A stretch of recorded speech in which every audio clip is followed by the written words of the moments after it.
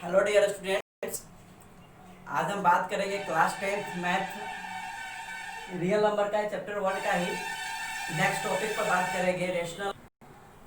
Next topic की बात करेंगे हम लोग रेशनल नंबर। इससे पहले हम लोगों ने इक्विलिब्रियम डिवीजन लेमा और ये क्या करते इक्विलिब्रियम डिवीजन और प्राइम फैक्टराइजेशन एलसीएम एचसीएफ के बारे में हम लोग पढ़ चुके हैं। आज हम पढ़ेंगे रेशनल नंबर, नेक्स्ट टॉपिक है। ठीक है, रेशनल नंबर से पहले हम लोग बात करेंगे कुछ नंबर्स पर। ठीक है कि पहले बात करेंगे हम लोग नेचुरल नंबर। वो नेचुरल नंबर किसको कहते हैं? तो नेचुरल नंबर क्या होता है कि ऑल काउंटिंग नंबर जो होता है, all counting number start with 1 से जो होता है उसको बोलते हैं रेशनल नंबर। ठीक है, जैसे हम लोग क्या बोलते हैं 1 2 3 4 5 6 डॉट डैश डैश डैश जितना भी होगा वो क्या होता है, सारे सारे नेचुरल नंबर होता है। मतलब कि all counting number is called a natural number. ठीक है, इसके बाद आता है आपको whole number.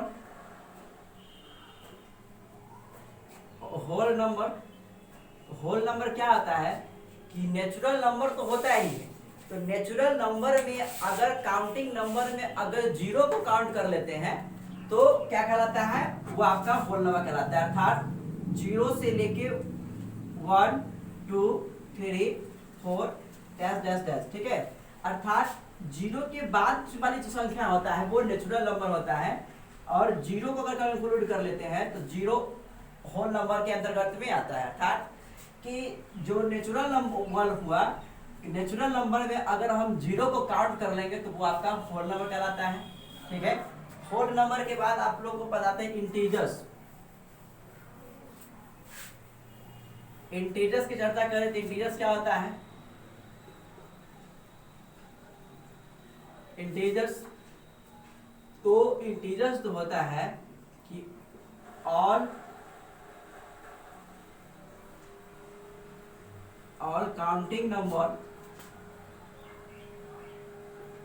All counting number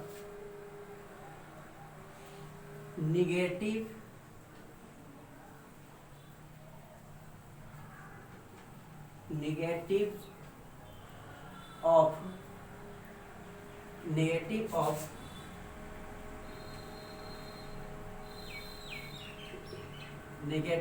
counting number together with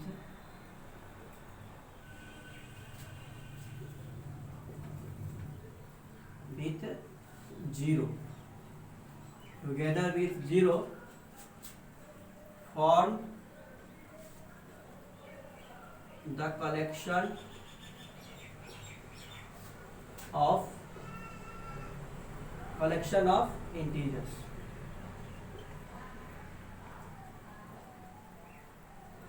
ठीक है, अर्थात ऑल काउंटिंग नंबर। ठीक है, ऑल काउंटिंग नंबर तो होता है नेचुरल नंबर, और ऑल काउंटिंग नंबर और नेगेटिव्स ऑफ काउंटिंग नंबर, जो काउंटिंग नंबर का जो नेगेटिव होगा -1 -2 -3 -4 -5 इत्यादि जितने भी होंगे वो नंबर, और counting number positive counting number मतलब 1 2 3 4 5 6। ठीक है, और साथ ही साथ अगर जीरो को काउंट कर लेंगे तो वो आपका सारे का सारे क्या कहलाता है, इंटीजर्स कहलाता है। ठीक है, जैसे 0 1 2 3 4 5 डैश डैश, इधर आएंगे तो minus of negative, minus negative किसका, काउंटिंग नंबर का, तो -1 -2 -3 -4। तो इस तरह से ये इधर भी बढ़ते चला जाएगा। ठीक है, तो ये आपका नेचुरल नंबर, होल नंबर और इंटीजर्स। ठीक है, इतना का चर्चा हम लोग रेशनल नंबर के अंतर्गत में यूज करने वाले हैं, इसीलिए हम लोग इन सारे नंबर के बारे में हम लोग इधर रिकॉल कर लिए हैं। ठीक है, ऐसे क्लास 9 में सारे नंबर के बारे में पढ़ना था। तो अब हम बात करेंगे रेशनल नंबर के बारे में। ठीक है, रेशनल नंबर के बारे में बात करेंगे। रेशनल नंबर क्या होता है उसके बारे में देखेंगे, क्योंकि रेशनल नंबर जो होता है वो क्या होता है, इससे मिलता जुलता होता है। इसका यूज होता है किसका, इंटीजर्स का। तो अ नंबर जो है, a number form of p by q where q is not equals to 0, where q is not equals to 0 and p and q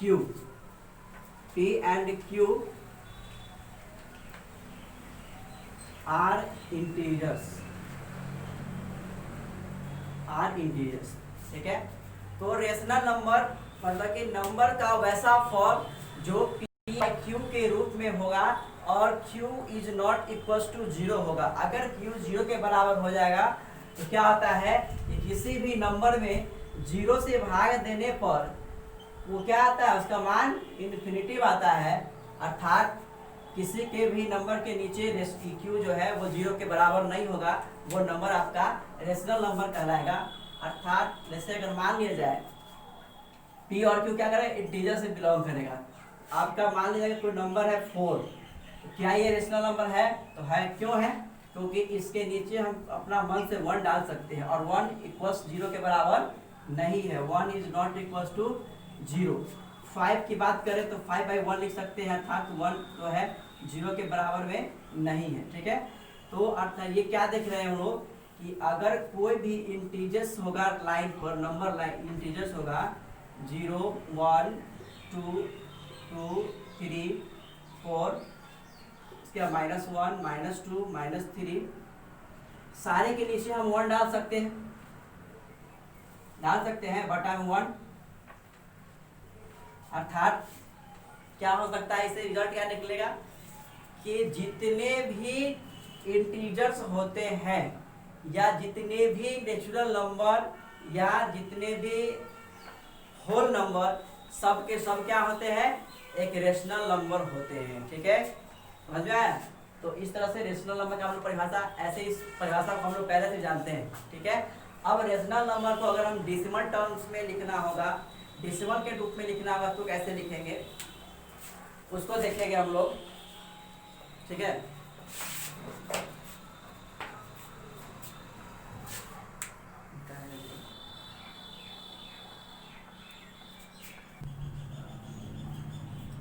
अब हम आगे बात करेंगे रेशनल नंबर के, आगे बात करेंगे कि रेशनल नंबर जो है वो डेसिमल के फॉर्म में होगा कि नहीं होगा, और होगा तो कैसे होगा।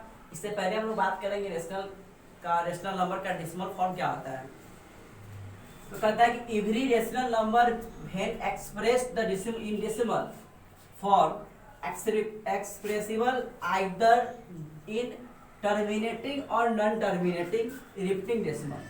मतलब कि कोई भी रेशनल नंबर होगा उसको हम लोग एक्सप्रेस कर सकते हैं डेसिमल फॉर्म में, और डेसिमल फॉर्म में एक्सप्रेस करने पर क्या होगा, वो या तो टर्मिनेटिंग के रूप में आएगा और नहीं तो नॉन टर्मिनेटिंग रिपीटिंग डेसिमल के रूप में आएगा। अब बात आती है कि टर्मिनेटिंग डेसिमल क्या होता है और नॉन टर्मिनेटिंग डेसिमल क्या होता है। तो टर्मिनेटिंग डेसिमल जो होता है वो अगर किसी भी परमेय संख्या को जब हम डिवाइड करते हैं तो वो पूरा का पूरा कट जाता है, या पॉइंट के बाद एक निश्चित पॉइंट पर जाके वो पूरा समाप्त हो जाता है। जैसे में हम लोग बात करें 1/4, ये एक तो रेशनल नंबर है, लेकिन इसको जब डिवाइड करते हैं 1 में 4 से अगर डिवाइड करते हैं तो ये क्या आता है, नहीं रहे 0 पॉइंट, फिर यहाँ 0 होगा, 4 2 8 2 आया, और फिर यहाँ पॉइंट देंगे तो 4 5 5 20। देखिए पूरा कट गया ना, इस कहीं बचा, पूरा जब कट गया तो इस तरह का जो एग्जाम्पल होता है वो टर्मिनेटिंग के रूप में आता है। अर्थात किसी भी नंबर में भाग देने, रेशनल नंबर को जब डिवाइड के रूप में डेसिमल के रूप में लाते हैं तो वो डेसिमल जो होता है एक अंतिम उसका एंड होता है, ठीक है, अंतिम एंड होता है और वो लास्ट में कट जाता है, और वो डेसिमल जो है एंड पॉइंट पर आ जाता है, उसको बोलते हैं टर्मिनेटिंग। अर्थात कोई भी नंबर डेसिमल का समाप्त जो होता है पूरा समाप्त हो जाएगा, वो आपका टर्मिनेटिंग कहलाता है। और कुछ एग्जाम्पल जो होता है वो नॉन टर्मिनेटिंग जो होता है वो समाप्त नहीं होता है। जैसे में अगर हम बात करें कि इस तरह से कोई नंबर देखने को लिखा 0.333 ... 33, मतलब क्या हो गया कि कभी कटेगा नहीं, नॉन टर्मिनेटिंग है ये, कभी होता क्या, अगर हम लिए तो यहाँ तक लिख दे छोड़ देते, इसका मतलब क्या है कि वन टू थ्री, थ्री के बाद क्या है, अब थ्री इसमें नहीं होगा, तब इसको बोलते क्या चीज, टर्मिनेटिंग बोलते। लेकिन जब इसमें हम अगर थ्री थ्री लिख के डॉट डॉट दे देते हैं, इसका मतलब क्या हो गया कि ये नॉन टर्मिनेटिंग है, मतलब कि ये समाप्त नहीं होता है, थ्री थ्री बढ़ते चला जाएगा। ठीक है, अगर इसको हम लोग एक तरह से और लिखते हैं थ्री थ्री पर, ये इसको बराबर के रूप में लिखते हैं, क्या लिखते हैं, थ्री लिखने के बाद इस पर वार रेकरिंग दे देते हैं, तो ये आपका कहलाता है, इसको बोलते हैं रेकरिंग बोलते हैं। अर्थात इसका कहने का मतलब हो गया कि three three three three many times of three बढ़ते चला जाएगा। ठीक है, तो इस तरह से ये होता है आपका टर्मिनेटिंग, इतना नॉन टर्मिनेटिंग। ये रिपीटिंग भी होता है। रिपीटिंग क्या होता है, नॉन टर्मिनेटिंग रिपीटिंग क्या होता है कि ये एक सेट के रूप में रिपीट करेगा। जैसे मान लिया जाए यहाँ तो थ्री थ्री का रिपीटेशन है, अगर हम बोल दिए 0.253, फिर 253, 253, इसका मतलब है कि 253 का ही रिपीटेशन हो रहा है। ठीक है, अर्थात लिख सकते हैं 253 पर रेकरिंग दे सकते हैं, मतलब क्या कि 253 253 253 का रेकरिंग यहाँ पे बढ़ते चला जा रहा है। ठीक है, तो ये आपका टर्मिनेटिंग और नॉन टर्मिनेटिंग है। अब बात ये उठती है कि हम लोग किस तरह से पता करेंगे कि कोई परमेय संख्या, कौन सा परमेय संख्या टर्मिनेटिंग है और कौन सा नॉन टर्मिनेटिंग है, इस पर बात करेंगे। तो हाउ टू टेस्ट कि कौन सा परमेय संख्या टर्मिनेटिंग है, who rational number is terminating और who rational number is non terminating. ठीक है, तो अगर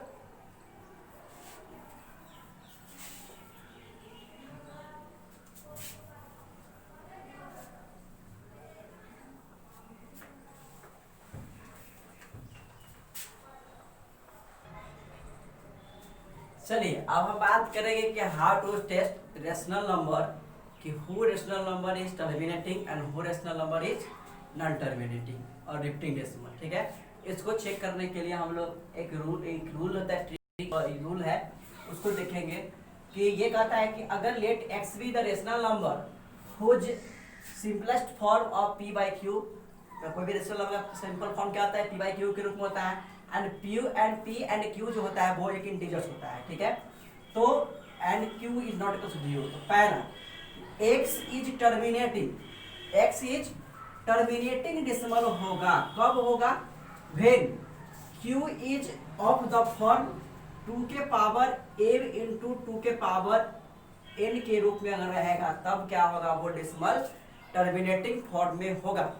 अगर ऐसा नहीं है तो terminating for some non negative integer, m जो है वो माइनस के रूप में नहीं होना चाहिए। सबसे पहली बात, m और n जो होगा वो माइनस और n के माइनस के रूप में पावर नहीं होना चाहिए, तभी ये इसका फॉर्म में आपका ये टर्मिनेटिंग डेसिमल होगा।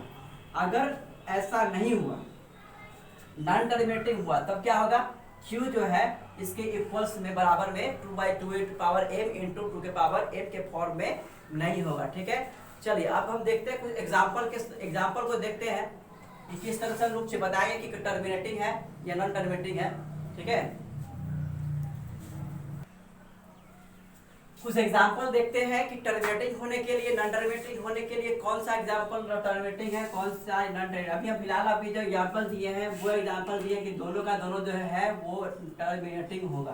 तो टर्मिनेटिंग के लिए हम लोग क्या बताए थे कि Q इक्वल्स टू हुआ किसका, 2 the power m into 2 the power 5 power n। ठीक है, ये अभी हम लोगों ने बताया। ठीक है, तो इसको हम चेक करेंगे। पहले 33 है, इसके पहला एग्जाम्पल देखते हैं, 33/50 और 50 की बात करें तो इसको लिख सकते हैं हम लोग, 50 को अगर हम लिखेंगे तो 33 अपन में लिख सकते हैं क्या चीज, चेक करेंगे कि पहले टर्मिनेटिंग है या नहीं है। चेक करने के लिए हमको इसको 50 को लिखना पड़ेगा किसमें, उसके इस फॉर्म में लिखना पड़ेगा।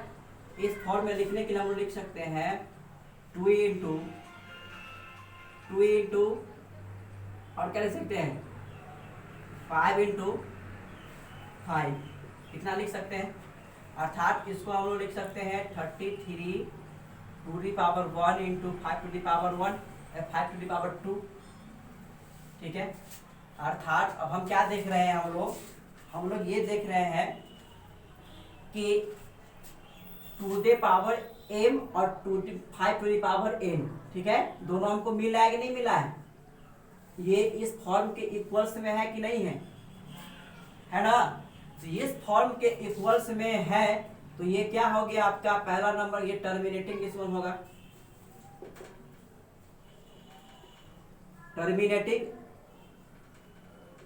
डेसिमल होगा, ठीक है। ये टर्मिनेटिंग डेसिमल क्यों होगा?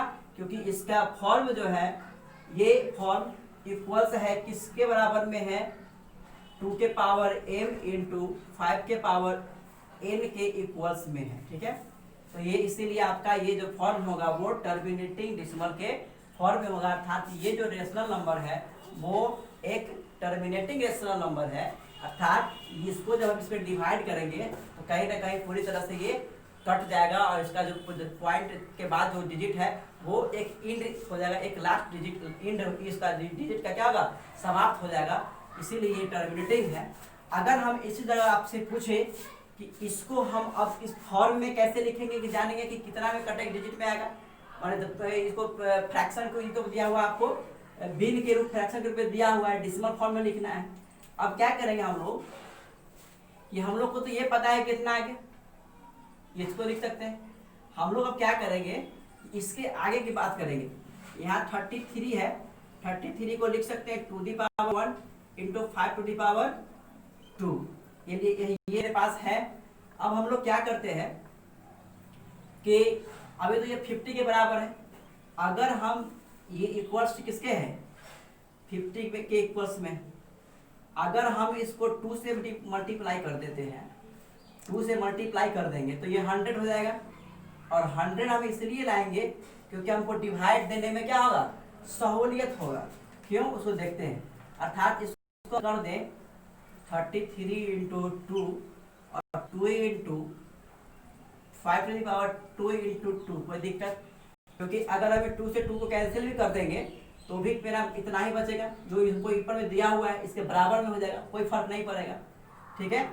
तो ये जो है आपका किसके बराबर आ जाएगा, 33 इंटू 2, इसको लिख सकते हैं 2 the power 2 into 5 to the power 2, ठीक है। अभी आपको ये पता है फॉर्मूला कि किसी के पावर में अगर a to the power m into b to the power m अगर होता है, पावर अगर समान होता है, तो नीचे वाला बेस मल्टीप्लिकेशन हो जाता है और a into b into m into सीधा m हो जाता है, ये आप जानते हैं। तो इसको हम लोग लिख सकते हैं 33 इंटू 2 बटा में लिख सकते हैं क्या 5 इंटू 10, 5 इंटू 2, पावर में क्या है 2 है, पावर 2 हो गया 33 इंटू 2, अब बटा में 5 दूना 10, 10 के स्क्वायर क्या था 100, अर्थात 3 टू 6, 3 टू 6 बाई 100, अर्थात इसको डेसिमल फॉर्म में लिखेंगे तो क्या आएगा 0.6 और 6। ये आपका अगर हम इसको डिवाइड करते तो आपका ये चीज आता, ठीक है। तो इसको लाने का एक तरीका हम लोग इस तरह से निकालें, किस फॉर्म में, इस फॉर्म में।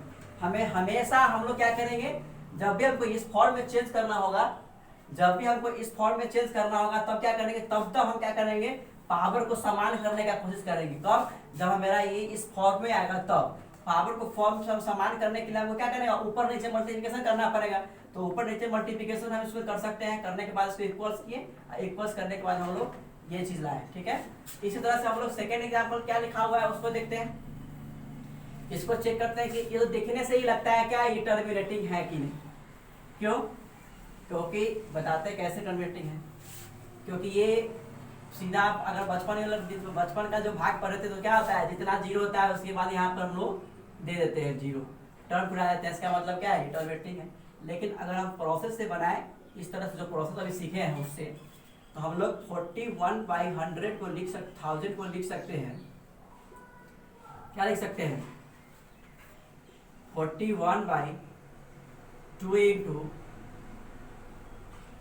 2 इंटू 2 8, और इसको लिख सकते हैं 5, 8 5 जा क्या आ जाएगा 8 5 जा 40, अब 40 में फिर 5 से मल्टीप्लाई करेंगे तो क्या होगा, या इसको फैक्टर के रूप में तोड़ दीजिए ना, सबसे अच्छा आसान, नहीं समझ में आ रहा है तो फैक्टर के रूप में तोड़ सकते हैं। 2 से 500, फिर 2 से करेंगे तो क्या आएगा 2 250, फिर 2 से करेंगे तो क्या आएगा, ये आपका 125 आएगा, फिर अब 5 से करेंगे तो 25, फिर 5 से करेंगे तो 5, ठीक है।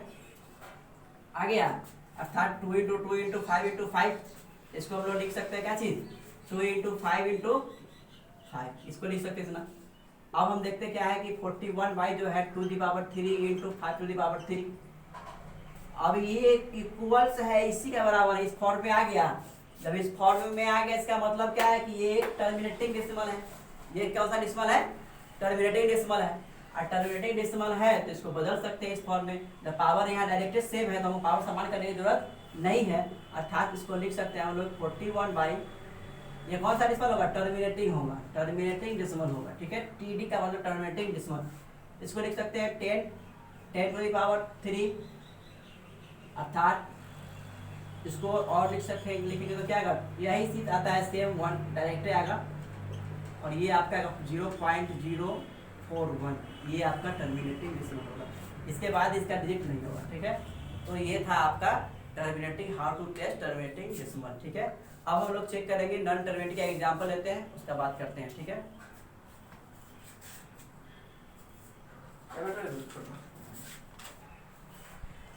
दूसरा एग्जांपल लिखते हैं। इसमें हमको इसमें ये जो है हम लोग जो एग्जांपल इसको ये एग्जांपल दिए हैं, ये एग्जांपल जो है आपका, ये एग्जांपल जो आपका non terminating decimal, non terminating repeating decimal पर है, ठीक है। अब इसको चेक करना है कि टर्मिनेटिंग है कि नॉन टर्मिनेटिंग है। इसको चेक करने के लिए हमको पता होना चाहिए था, क्या होना चाहिए था कि Q इक्वल्स अगर होता है to the power m into 5 to the power n, अगर ये इक्वल्स होता है तब ये टर्मिनेटिंग होगा, नहीं तो टर्मिनेटिंग। इसलिए हम लोग क्या देख रहे हैं कि 2 के पावर में तो है, 3 की पावर है, 7 पावर है, लेकिन 5 के पावर है नहीं। 7 जब तक 5 के पावर मल्टीप्लिकेशन नहीं हुआ तब तक ये टर्मिनेटिंग नहीं होगा। ये क्या होगा, नॉन टर्मिनेटिंग होगा, नॉन टर्मिनेटिंग रिपीटिंग होगा, रिपीटिंग डेसिमल होगा, ठीक है। इसको अगर चेक करेंगे तो इसको लिख सकते हैं 8 के बाई में लिख सकते हैं 3 इंटू 5 लिख सकते हैं। अब फिर क्या देख रहे हैं, 5 है, 5 हमसे मिल रहा है लेकिन 2 नहीं मिल रहा है। जब 2 नहीं मिल रहा है इसका मतलब क्या है, ये भी एक Q is not equal to the power m into 5 to the power n। So this rational number is rational number is non terminating decimal, non terminating repeating, ठीक है। तो अगर p बाई क्यू के फॉर्म में होगा और q not equal to the power m into to the power n के बराबर में नहीं होगा तो वो थ्योरम वो क्या कहलाएगा, वो रेशनल नंबर क्या होगा, टर्मिनेटिंग होगा। और जो रेशनल नंबर q का q अगर बराबर नहीं है इसके तो वो नॉन टर्मिनेटिंग होगा। अभी तक हम लोगों ने ये चीज को देखा। अब इस पर आधारित आप किसी भी बुक का क्वेश्चन आप बना सकते हैं। एक्सरसाइज 1.3 का आप लोग बना सकते हैं, किसी भी बुक से कोई भी एक्सरसाइज बना सकते हैं, ठीक है। इस पर ये आधारित करता है। इसके बाद हम देखेंगे इरेशनल नंबर देखेंगे नेक्स्ट वीडियो में, ठीक है। Thank you.